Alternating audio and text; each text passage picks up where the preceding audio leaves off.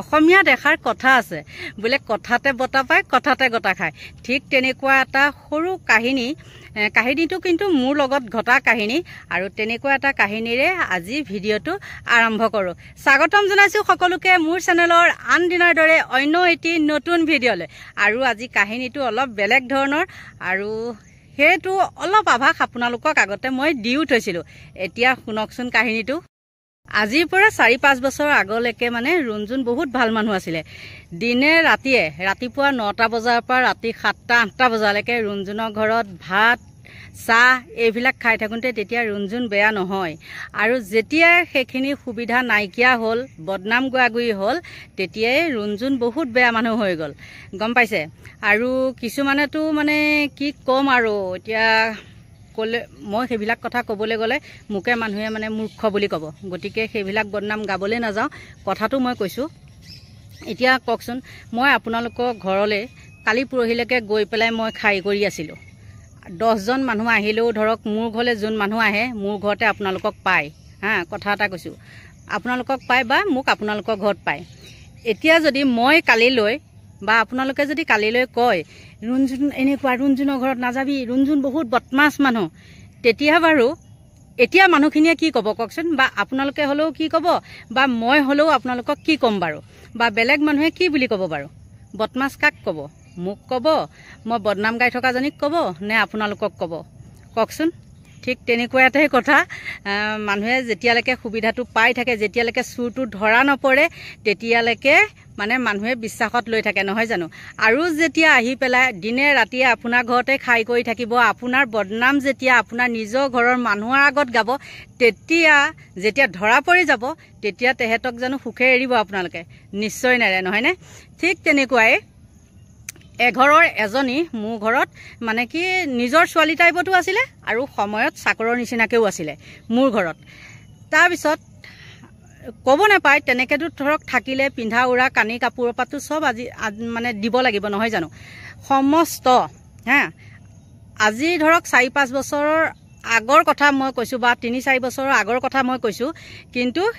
মই দিয়া কাপোৰে বৰ্তমানলৈকে চলি আছে মই দিয়া হওক বা মোৰ ঘৰৰ মানুহে দিয়া হওক কাপোৰ এতিয়ালৈকে চলি আছে যদি মই সেইখিনি লৈ আহিবলৈ যাওঁ তেন্তে হ'লে কি হ'ব জানেনে কাইলৈকে লেংটা হৈ ঘৰত থাকিব লাগিব আৰু এতিয়া আচল কথাটোলৈ আহোঁ সেইবিলাক মানুহে আকৌ কি কৰে মোৰ লগত মানে ফেৰ মাৰে শুনিব সিদিনাখন আপোনালোকক মাজতে এটা ভিডিঅ' কৈছিলোঁ ন আমাৰ ওচৰৰ মানুহ এঘৰৰ এনেকৈ হেৰি হৈছিলে এনেকৈ মই আভাস এটা দি থৈছিলোঁ আৰু তেওঁলোকৰ ঘৰৰ কিবা এটা সৰু দায়িত্ব যিটো নেকি মই বলে পাৰোঁ সেই দায়িত্বটো মই তেওঁলোকৰ তাত লৈছিলোঁ তাৰপিছত লোৱাৰ পিছত যি নহওক তেওঁলোকে ভাল পাইছে বা তেওঁলোকৰ সমাজখনে ভাল পাইছে যিহেতু তেওঁলোকৰ সমাজখনৰ লগত মোৰ হেৰি এটা নাই মানে চিনাকি কিছুমান আছে আৰু ইমান নাই আৰু তেওঁলোকৰ মন্দিৰ আছে ইমান নাযাওঁ মানে তথাপিও সমাজখনে ভাল পাইছে পিছত যি নকওক কিন্তু মানে সন্মুখত যিখিনি হেৰি কৰিছে মানে মোক সম্ভাষণ জনাইছে মানে ভাল লাগিছে আৰু যি ধৰণে ধৰক হেৰি মাতবোল কৰিব লাগে বা বহা কৰা বা আদি কৰি যিমানখিনি যি কৰিব লাগে সকলোখিনি তেওঁলোকে ঠিকেই কৰিছে বহুত ভাল লাগিছে কিন্তু তাতে সেই মই বস্তু এটা দিয়াৰ কাৰণে দিনে ৰাতিয়ে মোৰ ঘৰতে আগতে খাই কৰি থকা মোৰে পিন্ধি থকা সেই মানুহ ঘৰ মই সেই বস্তুটো তাত দিয়াৰ কাৰণে মানে নগ'লে আৰু হেৰি তেওঁলোকৰ স্বাৰ্থত মানে উপস্থিত নাথাকিলে সেইবিলাক কথা মই একো ধৰাই নাই মই নাজানো আৰু সেইবিলাকক গুৰুত্ব দিয়া মোৰ দৰকাৰো নাই কিন্তু কালি পৰহি আমাৰ আপোনালোকে দেখিছে ন ৰাস্তাৰ কামটো মানে আৰম্ভ কৰিছিলোঁ যে সেই ৰাস্তা কামৰ কাৰণে এজন আমাৰ ওচৰৰ যোনজনে মানে কোৰ্টত কাম কৰে তেওঁক এটা দায়িত্ব দিয়া হৈছিলে আপুনি পইচা পাতিখিনি ধৰক কিন্তু চবৰে ঘৰত আমি পইচা তুলিবলৈ পঠিওৱা নাই দেই মই সেইটো মানে একদম কৈছোঁ মই পঠিওৱা নাই মানে কেইঘৰমানত পঠাইছোঁ আৰু কেইঘৰমানক মই নাই নপঠিয়াওঁ তেওঁলোকৰ পইচা আমাক নালাগে সেইটো কথা তাৰপিছত আৰু কৈছে কি হেৰি নহয় মানে মোক কৈছে আৰু দেই যে আপুনি এনেকৈ এইখিনি বস্তু দিয়াৰ কাৰণে বোলে তেওঁ নগ'লে তেওঁ এনেকুৱা বোলে পেটৰ প্ৰব্লেম মই তেতিয়া খুব হাঁহিছোঁ আৰু এটা চাইডৰ পৰা মোক খং উঠিছে আৰু খং উঠাৰ কাৰণটো কি জানেনে হয় নেকি মই সেই বস্তুটো দিয়াৰ কাৰণে মানে তেওঁলোকে নেখালে তাই নোখোৱা নাই তেওঁ নিচিনা 400-500 মানুহে তাত আহি পেলাই খাইছে তেওঁলোকৰ আশীৰ্বাদটো মোক লাগিব নে তাই নিচিনা এজনী আশীৰ্বাদটো মোৰ গাত লাগিব কওকচোন তাই নিচিনা পেট কুপটীয়া এজনী মোক নালাগে তাইৰ আশীৰ্বাদটো মোক নালাগে ভগৱানে যি দিছে মানুহক এটা বস্তু দান দিয়াৰ পিছত সেই কথাটো কৈ থাকিব নাপায় মই জানো দেই আমাৰ নিয়ম মতে কৈ থাকিব নাপায় কিন্তু বাধ্য হৈছোঁ ক'বলৈ আৰু তেতিয়া মই মানুহজনক কি ক'লোঁ জানে তেখেতৰ ৱাইফো আছিলে তেতিয়া আমাৰ ঘৰত তাৰপিছত মই ক'লোঁ আৰু মই বোলো আপোনাক তেনেকৈ কৈছে তেন্তে হ'লে এটা কথা নহয় এই মই যে গৰমত তেহেঁত থাকিব নোৱাৰে কাৰণে ইমান ডাঙৰ এখন ষ্টেণ্ড ফেন দিছিলোঁ সেই ষ্টেণ্ড ফেনখন উলিয়াই পেলাই মোক দি নিদিয়ে কিয় মইতো তেওঁলোকক বিক্ৰী কৰা নাছিলোঁ তেওঁলোক মানে গৰমত থাকিব নোৱাৰে চটফটাই থাকে সেইটো কাৰণেহে মই সেইখন দিছিলোঁ সেইখন মোক দি নিদিয়ে কিয় এটা সেইটো ক'লোঁ আৰু নেক্সট ক'লোঁ যিখন গেছ টেবুলত তেহেঁতে ভাত বনাই থাকে চিলিণ্ডাৰ চব ভৰাই থ'ব পৰা ছিষ্টেম আছে সেই টেবুলখন মোক কিয় ঘূৰাই দি নিদিয়ে মইতো সেইখন তেওঁলোকক বিক্ৰী কৰা নাছিলোঁ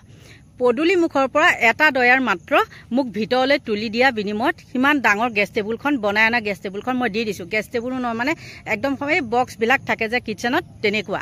যিহেতু আমাৰ নতুন আনিলোঁ সেইকাৰণে সেইখন দি দিলোঁ তেতিয়া তেওঁলোকৰ মানুহজনীয়ে কৈছে অঁ সেইখনটো বোলে আমাক কিনি আনিছোঁ বুলিহে কৈছে ক'ৰবাৰ পৰা মানে অৰ্ডাৰ দি কিনি আনিছে মই কৈছোঁ সিহঁতৰ বাপ জনমতো সেই গেছ টেবুলখন তেহেঁতে কিনি আনিব নোৱাৰে ইমানেই ক'লোঁ বাপ জনমতো নোৱাৰে কাৰণ যিহে হাগি পিছলৈ চোৱা মানুহ সিহঁতে সেইবিলাক বস্তু কিনি আনিব এতিয়াৰ দিনতো নকওঁ আৰু গম পাইছে আৰু মানে নকওঁ ক'লে কথা বোলে লাগিব লেঠা গতিকে ইমানখিনি কথা নকওঁ এতিয়া কওকচোন বাৰু আপোনালোকে মই সেইখিনি কথা এতিয়া আপোনালোকৰ আগত কৈ দিয়াটো ভুল নেকি বাৰু হা মোৰ কথা যেতিয়া বেলেগৰ আগত ক'ব তাই আমুক বস্তুটো দিয়াৰ কাৰণেহে আমি নগ'লোঁ সকামত আমি সেইটো কাৰণে নগ'লোঁ তেতিয়া মই সেই কথাটো ক'ম নে নক'ম বাৰু আপোনালোকে নিজে কওক ক'ম নে নক'ম গতিকে ঠিক তেনেকুৱাই কথা কিছুমান কথা এৰি দিব পৰা যায় আৰু কিছুমান কথা এৰি দিব নোৱাৰে গম পাইছে গতিকে সেইজনী বুঢ়ী মানুহ হয় বহুত আমাৰ মাহঁতৰ বয়সৰ মানুহ হয় জানে গতিকে তাই যেতিয়া সেইখন চটফটাই কিবা কিবি কৈ ফুৰিব মই জানো তেতিয়া এৰি দিম মই যে মাজতে কৈছিলোঁ যে মই যেতিয়া সোমাই যাম তেতিয়া সিহঁত উফৰি যাব লাগিব আপোনালোকক কৈছিলোঁ মই মাজতে ভিডিঅ' এটাত মোৰ কথা এনেকৈ কৈ আছিলে মই এনেকৈ শুনিছোঁ কিন্তু চাব মই এনেকুৱা এটা হেৰিকৈ সোমাই যাম উফৰি যাব লাগিব কিন্তু আজি আপোনালোকক কৈ থলোঁ ৰুণজুণ তাত সোমাই যোৱাৰ লগে লগে আপোনালোকক দিয়া কথা মতে তাইক মই উফৰাই পেলালোঁ নিজৰ গোষ্ঠীৰ মানুহ নিজৰ জাতিৰ মানুহ হয় কিন্তু যাব নোৱাৰিলে কিয় জানেনে যাব নোৱাৰিলে ৰুণজুণ তাত সোমাই গ'ল কাৰণে আৰু ৰুণজুণে কথা দিছিলে যে উফৰাই পঠাব ঠিক ৰুণজুণে উফৰাই পঠালে গতিকে ৰাইজ সকলোকে কৈছোঁ বেয়া নাপাব মোৰ লগত যিখিনি ঘটনা হৈ থাকে মই আপোনালোকক সেইখিনিহে জনাওঁ আৰু সকলোকে ভগৱানে ভালে কুশলে ৰাখক তাকেই কামনা কৰিছোঁ আৰু আজিলৈ ভিডিঅ'টো ইমানতে সামৰণি মাৰিছোঁ যদি আপোনালোকে মোৰ ভিডিঅ' চাই ভাল পায় তেন্তে হ'লে লাইক কৰিব কমেণ্ট কৰিব আৰু পাৰে যদি ছাবস্ক্ৰাইব কৰিব আজিলৈ বাই বাই